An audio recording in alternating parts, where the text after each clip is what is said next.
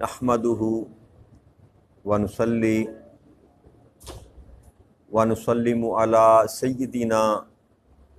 و مولانا محمد رسولہ النبی الامین المکین الحنین الکریم الرؤوف الرحیم اما بعد فاعوذ باللہ من الشیطان الرجیم بسم اللہ الرحمن الرحیم۔ واجب الاحترام ساتھی، اللہ تعالیٰ کا بے پناہ لطف و کرم اور اس کا احسان عظیم ہے کہ جس کی توفیق سے ہم اس کے ذکر کے لیے اس کے گھر میں جمع ہیں۔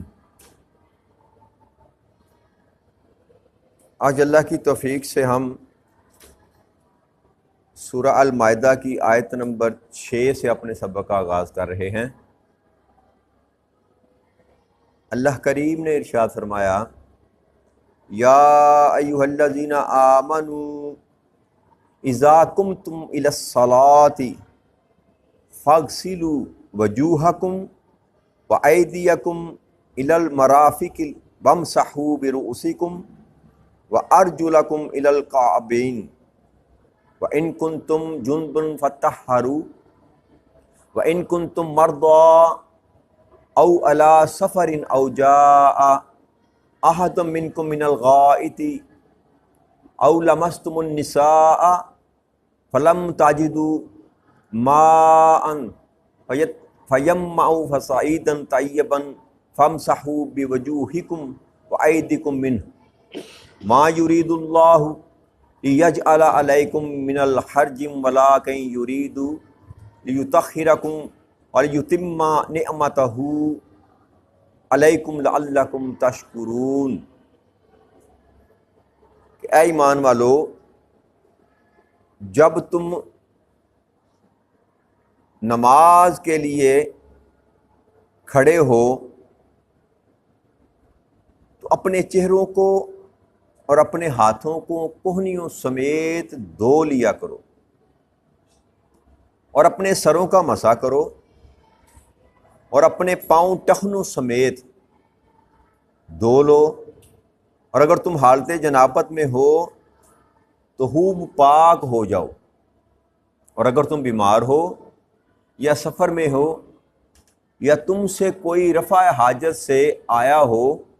یا تم نے عورتوں سے مجامعت کی ہو، پھر تم پانی نہ پاؤ تو پاک مٹی سے تیمم کر لیا کرو۔ بس اس مٹی سے اپنے چہروں اور اپنے پورے ہاتھوں کا مسح کر لو۔ اللہ نہیں چاہتا کہ وہ تمہارے اوپر کسی قسم کی سختی کرے، لیکن وہ چاہتا ہے کہ تمہیں پاک کر دے اور تم پر اپنی نعمت پوری کر دے تاکہ تم شکر گزار بن جاؤ۔ اس آیہ مبارکہ میں رب کریم نے پہلا حکم جو دیا وہ یہ ہے، ایمان والو، جب تم نماز کا ارادہ کرو، نماز کے لیے کھڑا ہونا چاہو تو وضو کر لیا کرو۔ یہ تیمم کا حکم جو ہے یہ سورہ نساء میں بھی ہم نے اس کو پڑھا تھا، اور یہ دوسرا مقام ہے قرآن کریم کا جس میں اللہ کریم نے تیمم کا جو ہے نا وہ حکم دیا۔ اور اس کے متعلق روایت میں یہ آتا ہے کہ آقا کریم صلی اللہ علیہ وسلم اپنے صحاب کے ساتھ کسی سفر پر تھے، تو رستے میں کہیں پر پڑاؤ کیا، اور اسی اثناء میں ام المومنین حضرت عائشہ صدیقہ رضی اللہ تعالی عنہا کا ہار جو تھا وہ گم ہو گیا، اور اس ہار کی تلاش میں وہاں پر لیٹ ہو گئے، دیر ہو گئی،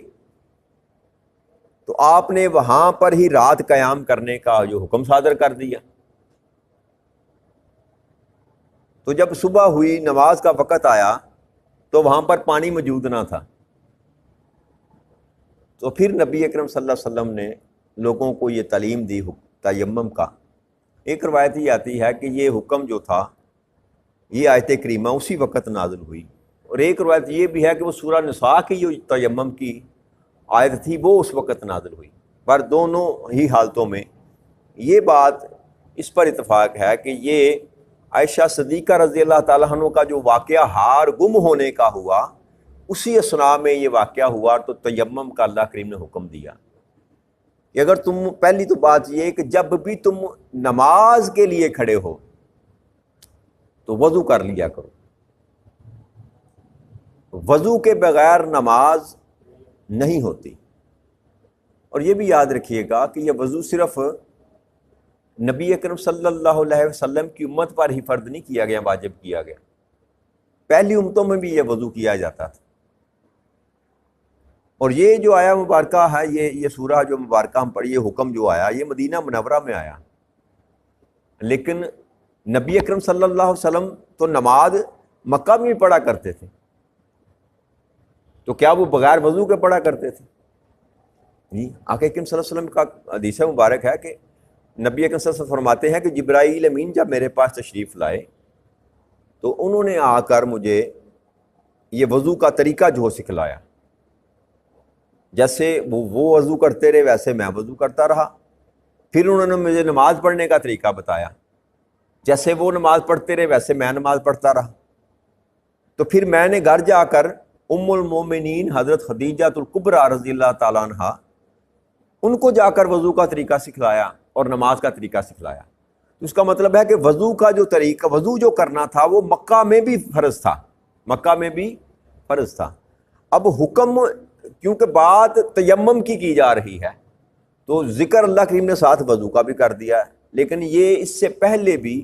نماز کے لیے وضو شرط تھا، مشروع تھا نماز کے لیے، اور نبی اکرم صلی اللہ علیہ وسلم کی امت پر بھی اور آپ سے پہلی جو امتیں ہیں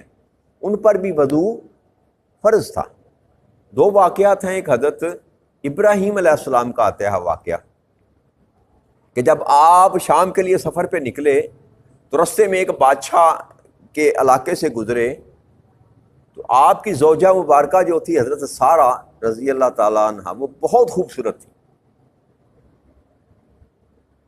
اس حاکم وقت نے جو ہے نا، وہ ان کو کہا کہ اس کو میرے دربار میں بھیجو۔ تو جب حضرت سارہ اس کے دربار میں گئیں تو اس نے اپنے غلط ارادے کے طور پر جب ان کی طرف اپنا ہاتھ بڑھانا چاہا، تو روایت میں یہ آتا ہے کہ حضرت سارہ نے وضو کر کے اللہ کے ہاں نماز ادا کی اور دعا کی کہ رب کریم، میں تیرے محبوب بندے کی زوجہ ہوں، اس کے سوا میں نے آج تک کسی اور مرد کو ہاتھ اپنے جسم کو نہیں لگانے دیا، اس کے معاملے میں میری مدد فرما۔ تو آپ نے دعا کی تو وہ جو تھا نا، وہ زمین میں دس گیا، دسنا شروع ہو گیا۔ جب وہ دسنا شروع ہو گیا تو آپ نے پھر دعا کی، رب کریم اگر یہ اسی حالت میں مر گیا تو لوگ مجھ پر قتل کا الزام لگائیں گے۔ تو اللہ کریم نے پھر اس کو چھوڑ دیا۔ یہ واقعہ کئی کتب میں، سیر کتب میں یہ نقل ہے۔ میں جو بات بتانا چاہتا ہوں کہ یہ بھی لکھا ہوا ہے کہ حضرت ہاجرہ نے وضو کیا،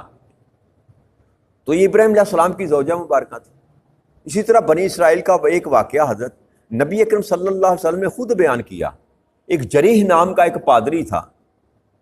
جریح نام کا ایک پادری تھا، تو وہ نماز پڑھ رہا تھا اپنے عقیدے کے مطابق، جو اس کی ماں نے آواز دی اس نے غور نہ کیا، اس کی ماں نے اس کو بد دعا دی۔ تو وہ کیا ہوا اس کے ساتھ معاملہ کہ ایک عورت نے اس پر الزام لگا دیا بدکاری کا کہ اس نے میرے ساتھ بدکاری کی ہے، اور بچہ اس نے کسی اور کا جنا، لیکن نام اس پادری کا لگا دیا۔ تو اس پادری نے اللہ کے حکم سے نا، جو جب اس کی طرف اشارہ کیا تو وہ بچے نے بتا دیا کہ میں فلاں کا بیٹا ہوں جی۔ تو پھر وہ لوگ جو اس کو قتل کرنے کے در پہ تھے، جریح کو، انہوں نے کہا، پہلے کہتے تھے ہم تیرا مندر جو گرجا مسمار کر دیں گے، پھر کہتے ہیں ہم سونے کا بنا دیں گے۔ آپ نے کہا نہ، تم سونے کا نہ بناؤ، ویسا ہی رہنے دو۔ تو وہاں بھی ذکر یہ آتا ہے کہ اس نے بھی وضو کر کے جو ہے نا اللہ کی بارگاہ میں نماز ادا کی، اس جری نے بھی، بنی اسرائیل کی۔ تو اس سے بعد یہ بتانا چاہتا ہوں کہ وضو، یہ کہنا کہ یہ آیت اتری تھی تو وضو فرض ہوا تھا، ایسی بات نہیں ہے۔ وضو پہلے سے ہی چلا آ رہا تھا، وضو پہلے سے ہی، نماز بغیر وضو کے جائز ہی نہیں تھی، شرط تھا وضو جو کرنا تھا، ٹھیک ہے۔ تلقین نبی اکرم صلی اللہ علیہ وسلم نے پھر اپنے صحابہ کو کی، بتایا، جیسے آپ نے بتایا، آپ نے پوچھا بھائی نماز پڑھو، تو صحابہ نے پوچھا یا رسول اللہ صلی اللہ علیہ وسلم کیسے پڑھے؟ تو آپ نے فرمایا جیسے میں کرتا ہوں ویسے کرتے چلے جاؤ۔ اسی طرح وضو کا طریقہ بھی نبی اکرم صلی اللہ علیہ وسلم نے جیسے فرمایا کہ میں نے ام المومنین حضرت خدیجہ الکبریٰ کو وضو کرنے کا طریقہ سکھلایا، تو اسی طرح صحابہ رسول صلی اللہ علیہ وسلم کی تربیت آپ نے فرمائی، وضو کرنے کا طریقہ بتایا۔ تو یہاں جو حکم رب کریم دینا چاہتا تھا وہ یہ تھا کہ اگر وضو کرنا شرط ہے، وضو کرنا شرط ہے، اگر آپ تم کسی ایسے مقام پر ہو، ایسی حالت میں ہو کہ تمہیں پانی میسر نہیں، پانی میسر نہیں، تو اس کے نعم البدل کے طور پر یہ ہے کہ تم تیمم کر لو، پاک مٹی کے ساتھ جو ہے نا وہ اپنے ہاتھوں کو اور اپنے چہرے کو، ہاتھوں کو یاد رکھیے گا، جب ہاتھوں کی بات کی جاتی ہے تو کونیوں تک، ہاتھ پانی کے ساتھ دھونے ہیں تب بھی کونیوں تک، پاؤں کا جب ذکر کیا جاتا ہے تو ٹخنوں تک، جی ٹخنوں سے اوپر چلے جائیں تو آسن ہے، ٹخنوں تک بھی کر لیں تو جائز ہے، جی پاؤں جب بات کی جائے تو ٹخنوں تک، ہاتھ کی بات کی جائے تو کونیوں تک، اگر دھونا ہے تب بھی کونیوں تک، اگر تیمم کرنا ہے تو تب بھی کونیوں تک۔ تو دو چیزیں جو رب کریم نے بتائیں کہ ایک یہ ہے کہ اپنے چہرے کو دھو لیا کرو، اپنے چہرے کو دھو لیا کرو، اور دوسرا اپنے ہاتھوں کو کونیوں تک دھو لیا کرو، اور پھر اپنے پاؤں کو ٹخنوں تک دھو لیا کرو۔ تو یہ وضو کرنے کا طریقہ ہے۔ اور تیمم کا طریقہ میں نے آپ کو بتایا تھا، اس میں صرف یہ بازو اور یہ چہرہ مٹی کے ساتھ ہاتھ جاڑ کر، تو اللہ نے فرمایا اگر تمہیں پانی میسر نہ آئے تو تم ایسا کیا کرو کہ تیمم کر لیا کرو، اور تیمم وضو کا نعم البدل ہے، تیمم وضو کا نعم البدل ہے۔ اور اس میں یہ بھی اللہ کریم نے فرمایا کہ اگر تم پر غسل بھی فرض ہو، اگر تم حالت جنابت میں ہو تو تب تو غسل کے بغیر نماز نہیں تم ادا کر سکتے، لیکن اگر تم حالت جنابت میں بھی ہو، غسل تم پر فرض ہے، پھر بھی تمہیں اگر پانی میسر نہیں آ رہا تو پھر بھی اس غسل کا قائم مقام بھی تیمم ہوگا، اس غسل کا قائم مقام بھی تیمم ہوگا، کیونکہ اللہ کریم اتنا غفور اور رحیم ہے۔ اسی لیے اللہ نے فرمایا نا کہ دین میں سختی نہیں، آقا کریم صلی اللہ علیہ وسلم ہی فرمایا کرتے تھے کہ دین کو آسان کر کے لوگوں کے سامنے پیش کیا کرو، اور یہ آسانیاں ہیں کہ حکم وضو کا ہے، پھر کہا پانی نہیں ہے تو چلو کوئی بات نہیں، تیمم کر لو، تیمم کر لو، غسل کے لیے پانی نہیں ہے تب بھی تیمم کر لو۔ تو یہ رخصت دی رب کریم نے ایمان والوں کو، تاکہ تم کوئی عذر باقی نہ بچے، کوئی عذر کہ پانی نہیں ہے جی نماز نہیں ہو، کیوں جی پانی میسر نہیں ہے، تو اللہ کریم نے اس عذر کو بھی ختم کیا اور سہولت بھی دے دی۔ بندہ اس میں اور بھی حکم، جیسے آپ سورہ انساء میں ہم نے پڑھا، اگر کوئی مرد آئے، اللہ نے فرمایا یہاں او مرد آ، اگر تم بیمار ہو، مطلب کہ ایسی مرد ہے کسی شخص کو، کسی فرد کو، عورت یا مرد کو، کہ وہ پانی نہیں سر پہ بہا سکتا، ڈاکٹر نے منع کیا ہے کہ تمہارے لیے نقصان دہ ہوگا، پانی نہیں بہا سکتا، تو اس کے لیے بھی رخصت ہے یہ کہ وہ تیمم کر کے اپنا وقت جو ہے وہ گزار سکتا ہے، اس وقت تک تیمم اس کا قائم مقام رہے گا جب تک وہ اس بیماری سے فارغ نہیں ہو سکتا۔ دیکھیں اللہ کریم کتنی رحمتیں کرنے والا کہ وہ تیمم جو ہے اس کے غسل کا نعم البدل، لیکن جب اس کو صحت ہو جائے پھر اس کو فضل، اس پر غسل جو ہے وہ اس کا فرض ہوگا، غسل اس کا جو فرض ہے وہ قائم رہے گا، باقی بھی رہے گا، جیسے ہی وہ مرض سے فارغ ہوگا تو وہ غسل کرے گا۔ اسی طرح آپ سفر میں ہیں، پانی نہیں ہے تو آپ تیمم کر کے نماز پڑھ سکتے ہیں، لیکن اگر پانی میسر ہے، آپ کو یہ پتا ہے کہ یہاں سے چند قدموں پر یا چند میل پر پانی میسر ہے، تو پھر احسن یہ ہے کہ وہاں پر جا کر وضو کر کے نماز ادا کریں، بشرطے یہ کہ نماز کا وقت باقی رہ جائے، یہ نہ ہو کہ وہاں پہنچتے پہنچتے آپ کی نماز قضا ہو جائے یا آخری وقت میں نماز داخل ہو جائے۔ تو اس سے بہتر یہ ہے کہ آخری وقت میں نماز داخل ہونے سے بہتر یہ ہے کہ پانی کا انتظار کرنے سے تیمم کر کے انسان اپنی نماز کو ادا کر لے، کیونکہ یہ رخصت دی گئی ہے اللہ کریم کی طرف سے۔ اس میں نماز کے فرض کرنے میں، نماز کی نیکیوں میں، نماز کے اجر میں کوئی فرق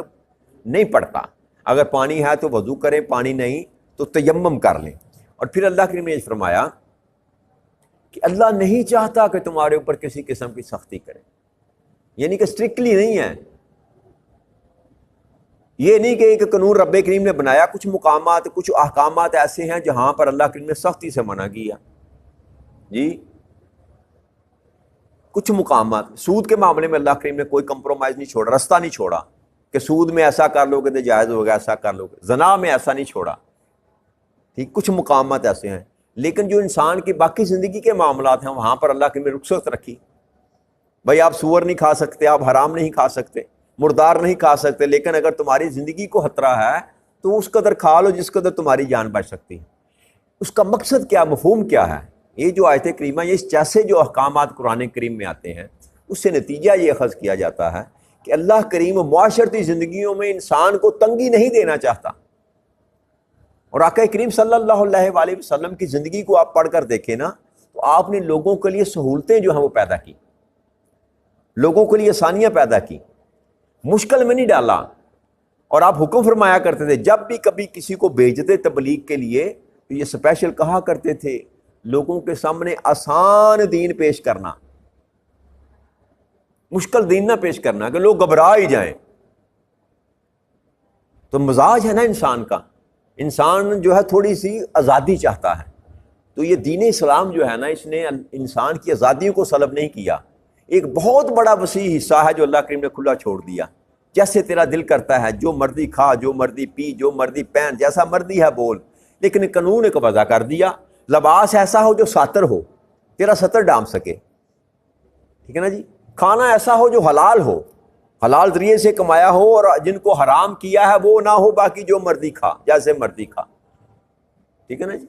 تو اسی طرح اللہ کریم جو ہے نا یہ چاہتا ہے، اللہ فرماتے ہیں میں یہ نہیں چاہتا کہ تم پر کسی قسم پہ سختی کی جائے. اللہ نرمی برتتا ہے، لیکن اصل مدعا کیا ہے رب کریم کا؟ یہ جو احکامات نازل کیے جاتے ہیں تمہیں بچایا جاتا ہے کہ اس طرف نہ جانا، اس کا مدعا یہ ہے، اللہ چاہتا ہے کہ میں چاہتا ہوں کہ تم پاک ہو جاؤ، ہر قسم کی غلاظت اور ہر قسم کی نجاست سے تم پاک ہو جاؤ. اور صرف بدنی نجاست نہیں، یہ وضو اور تیمم تو انسان کو بدنی نجاست سے پاک کرتا ہے نا. اللہ کریم کا منشا یہ بھی ہے کہ انسان روحانی طور پر بھی جو اس کے اندر غلاظت اور نجاست ہے اس سے بھی پاک ہو جائے. اور اس کا سب سے بڑھ کر طریقہ جو وہ یہی ہے، اندر کی غلاظت اور نجاست کو دور کرنے کا طریقہ وہ اللہ نے فرمایا میرا ذکر ہے، کہ میرا ذکر کیا کرو، کیونکہ ذکر جو ہے وہ انسان کے وجود کو، انسان کی روح کو جو ہے وہ صاف کرتا. ذکر جو ہے وہ روح کی خوراک ہے، اللہ کا ذکر روح کی خوراک ہے. تو جیسے بدن کو پاک کرنا جو رب کریم چاہتا ہے کہ میں چاہتا ہوں کہ تمہیں پاک کر دے، اس سے مراد صرف بدن کی پاکی نہیں ہے، اس سے مراد صرف بدن کی،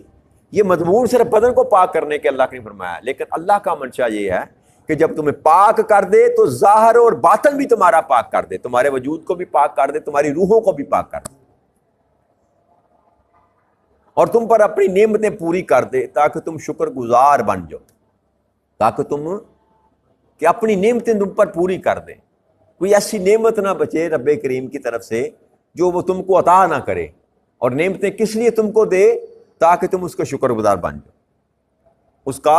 شکر کرنے والے بن جاؤ. ساتھ ہی اللہ کریم نے دوسری آیت کریمہ میں آیت نمبر 7 میں فرمایا وَاذْكُرُوا نِعْمَتَ اللَّهِ عَلَيْكُمْ وَمِيثَاقَهُ الَّذِينَ وَأَصَاكُمْ بِهِ إِذْ قُلْتُمْ سَمِعْنَا وَأَطَعْنَا وَاتَّقُوا اللَّهَ إِنَّ اللَّهَ عَلِيمٌ بِذَاتِ الصُّدُورِ. اب جب میں نے تم پر ساری اپنی نعمتیں پوری کر دی، جو پرسوں ترسوں ہم نے گفتگو کی تھی، اللہ نے فرمایا تھا کہ اليوم اکملت لکم دینکم واتممت علیکم نعمتی، کہ اب میں نے اپنی ساری نعمتیں تم پر مکمل کر دی. تو یہاں بھی اللہ نے فرمایا کہ تم پر اپنی نعمتیں پوری کر دوں، لیکن کس لیے نعمتیں کس لیے کی؟ کہ تاکہ تم شکر گزار بنو. اب اللہ فرماتے ہیں اے میرے بندو وَاذْكُرُوا نِعْمَتَ اللَّهِ، اللہ کی ان نعمتوں کو یاد کرو جو تم پر کی گئی. وَمِيثَاقَهُ الَّذِينَ وَأَصَاكُمْ بِهِ، اور کیا اس کے عہد کو بھی یاد کرو جو تم نے ان سے پختہ کیا تھا. دو باتیں کی رب کریم، ایک یہ کہ جو نعمتیں تم پر کی ان کو یاد کرو. یاد کرنے کا مطلب کیا ہوتا ہے؟ یاد کی ضد جو ہے وہ بھول جانا ہے. انسان کی فطرت میں یہ چیز ہے کہ انسان بھول جاتا ہے. انسان کچھ لمحے کے لیے یاد رکھتا ہے. انسان کے ساتھ انسان نے بھی نیکی کی ہو نا تو کچھ لمحے کے لیے یاد رہتا ہے، 6 مہینے، سال، مہینے، اس کے بعد وہ اس کے احسان سے نکل جاتا ہے. اس کو پھر یاد نہیں رہتا کہ اس نے میرے ساتھ کبھی نیکی کی تھی۔ یہی معاملہ اللہ کی ذات کے ساتھ بھی ہے، ہم بھول جاتے ہیں کہ رب کریم نے ہم پر نعمتیں کی تھی۔ اللہ یاد کرا رہا ہے کہ اے بندے اللہ کی نعمتوں کو یاد کرو جو تم پر کی گئی تھی۔ اب نعمتیں کیا ہیں؟ انسان اللہ کی دی ہوئی نعمتوں کا شمار ہی نہیں کر سکتا۔ آپ اپنی زندگی میں نعمتوں کا شمار کرنا شروع کر دیں، آپ کی گنتی ختم ہو جائے گی، آپ کی سوچ جو ہے اس کی حدیں ختم ہو جائیں گی، لیکن آپ اللہ کی نعمتوں کا شمار نہیں کر سکتے۔ صرف اپنے وجود پر ہی اگر غور کر لیں تو اپنے وجود کے اندر جو اللہ کریم نے آپ کو نعمتیں عطا فرمائی ہیں وہ بھی، اس کا بھی آپ شمار۔ فَبِأَيِّ آلَاءِ رَبِّكُمَا تُكَذِّبَانِ، تم کون کون سی نعمتیں ہیں جن کو جٹلاؤ گے؟ تو نعمتوں کا جو اللہ نے ذکر کیا تو انسان کسی بھی حال میں اللہ کی نعمتوں کو شمار نہیں کر سکتا۔ اللہ کریم یہ چاہتے ہیں کہ یاد کرو وہ نعمتیں جو میں نے تم پر کی تھی۔ یاد کرانے کا مقصد یہ ہے، اوپر جو اللہ نے فرمایا نعمتیں پوری کر دیں کس لیے کہ تم شکر گزار بن دو۔ یاد کرانے کا مقصد یہ ہے کہ جب تمہیں میری نعمتیں یاد آئیں گی کہ اللہ کریم نے مجھ پر فضل کیا، مجھ پر کرم کیا، مجھے عزت دی، مجھے وقار دیا، مجھے مال دیا، مجھے اولاد دی، مجھے صحت دی، مجھے عزت دی، یہ جب تمہیں نعمتیں یاد آئیں گی تو تم میرا شکر کرو گے، تم میرا شکر کرو گے۔ یاد کرانے کا مقصد یہ ہے کہ تم میرا شکر کرو، تم میرا شکر کرو۔ اور دوسرا یہ اللہ کریم نے فرمایا کہ اس عہد کو یاد کرو جو ہم نے تم سے لیا تھا۔ اب اس عہد میں بھی دو تین باتیں ہیں۔ ایک عہد تو وہ تھا جو اللہ کریم نے جب ساری روحوں کو پیدا کیا تو اللہ کریم نے آدم علیہ السلام سے لے کر آخری انسان جو اس دنیا میں آئے گا اس شخص کی تمام ارواح کو اکٹھا کر کے اس سے عہد لیا تھا، الست ربکم، کیا میں تمہارا رب نہیں ہوں؟ جی، تو سب نے کہا تھا قالوا بلا، کیوں نہیں۔ ایک عہد وہ تھا کہ سب نے، اس سب عالم ارواح نے، سب نے اللہ کو اپنا رب ماننا تھا۔ ایک عہد تو وہ اللہ کہتا ہے وہ عہد جو تم نے پکا میرے ساتھ کیا تھا کہ میں ہی تمہارا رب ہوں، اب اس عہد کو پورا کرو، میرے سوا کسی اور کی عبادت نہ کرو۔ ایک عہد یہ ہے۔ ایک عہد جو بنی اسرائیل سے رب کریم نے لیا کہ تم تورات پر ایمان لاؤ گے، موسیٰ علیہ السلام پر ایمان لاؤ گے، اس کے بعد جو میرا محبوب آنے والا ہے آخر الزمان نبی بن کر، اس پر ایمان لے کر آؤ گے۔ یہ یہود سے بھی عہد لیا گیا اور عیسائیوں سے بھی عہد لیا گیا۔ تو خاص پرائے میں ان سے بھی ایڈریس کیا جا رہا ہے کہ اس عہد کو بھی یاد کرو جو تم سے لیا گیا تھا کہ میرا محبوب آئے گا تو تم اس کو مانو گے، اس کو مانو گے۔ اور تیسرا عہد جو ہے وہ ایمان والوں سے، کہ جب بندہ داخل ہوتا ہے ایمان میں تو اللہ کے ساتھ عہد کرتا ہے کہ ہم اللہ کی بھی اطاعت کروں گا اور اللہ کے رسول کی بھی اطاعت کروں گا۔ اسی کو ایمان کہتے ہیں نا، اطیعوا اللہ و اطیعوا الرسول، یہی حکم ہے اللہ کا، اے ایمان والو میری بھی اطاعت کرو اور میرے رسول کی بھی اطاعت کرو۔ تو ایمان کا تقاضا یہ ہے کہ اللہ کی اطاعت، اللہ کے رسول کی اطاعت کی جائے۔ تو اللہ کہتا ہے وہ بھی وعدہ پورا کرو نا جو تم نے کیا تھا میرے ساتھ کہ اے مولا ہم تیرے بھی تابع دار رہیں گے اور تیرے محبوب کے بھی تابع دار رہیں گے۔ تو تینوں ہی مقامات پر جس پیرائے میں بھی اس بات کو لیں، جو بھی عہد اللہ کریم کروانا چاہتا ہے، جو بھی وعدہ ہم نے رب کریم کے ساتھ کیا ہے، اللہ برطور یہ چاہتا ہے کہ اپنے اس وعدے کا اس کو ایفا کرو، وہ پورا کرو۔ کون سا وعدہ؟ اللہ کریم فرماتے ہیں تم نے یہ وعدہ کیا تھا، کیا قل تم سمعنا و اطعنا، تم نے یہ کہا تھا کہ ہم نے سن لیا اور ہم نے اطاعت کی۔ ہم نے سن لیا اور ہم نے سن بھی لیا اور ہم نے مان بھی لیا۔ اطاعت کرنے کا مقصد یہی ہے، بات تیرے محبوب سے ہم نے سن لی اور ہم تابع دار بن گئے۔ اللہ کہتا ہے اب جو تم نے وعدہ کیا تھا نا، اپنی زبان سے اقرار کیا تھا، ہم نے سن بھی لیا اور ہم نے مان بھی لیا، اب اس وعدے کو پورا کرو، اب اس وعدے کو پورا کرو۔ اور پھر فرمایا اللہ کو نے واتقوا اللہ، اور یہ یاد رکھو اللہ سے ڈرتے رہا کرو، اللہ سے۔ ان اللہ علیم بذات الصدور، بے شک اللہ سینوں کے اندر چھپے ہوئے پوشیدہ رازوں کو بھی خوب جانتا۔ کہ یہ اوپر اوپر والی جو بات ہے نا، جو ہمارے اندر دار آئی ہے کہ ہم اوپر اوپر سے مسلمان ہیں، اوپر اوپر سے مسلمان ہیں، اندر ہمارا ایمان داخل نہیں ہوتا۔ اسی سبب سے ہے کہ ہم دنیا میں نالاں ہیں، پریشان حال ہیں، پشیمان ہیں، کامیابی ہماری طرف بڑھتی نہیں یا ہم کامیابی کی طرف نہیں جا رہے، اس کا سبب یہ ہے جو اللہ کریم بار بار کہتا ہے نا کہ میں وہ ہوں جو تمہارے دلوں کے اندر چھپے ہوئے رازوں کو جانتا ہوں۔ اللہ یہ باور کرانا چاہتا ہے کہ دھوکہ اگر تم کر رہے ہو نا میرے ساتھ یا میرے محبوب کے ساتھ، تو یہ مت سوچو کہ تم میرے ساتھ دھوکہ کر رہے ہو، تم اپنی ذات کے ساتھ دھوکہ کر رہے ہو، تم نقصان اپنا کر رہے ہو۔ تو یہ بات انسان کو سمجھ جانی چاہیے کہ اگر ہم ایمان والے ہیں اور ایمان میں پختہ ہیں اور اللہ کے رسول کی تابع داری حقیقتاً کرتے ہیں، تو اس میں ہمارا اپنا فائدہ ہے، رب کریم کا کوئی فائدہ نہیں ہے۔ اور ہم دھوکہ رب کریم کو دے، نماز میں سستی کر کے، دکھاوے کے لیے نماز پڑھ کے، دکھاوے کے لیے خیرات کر کے،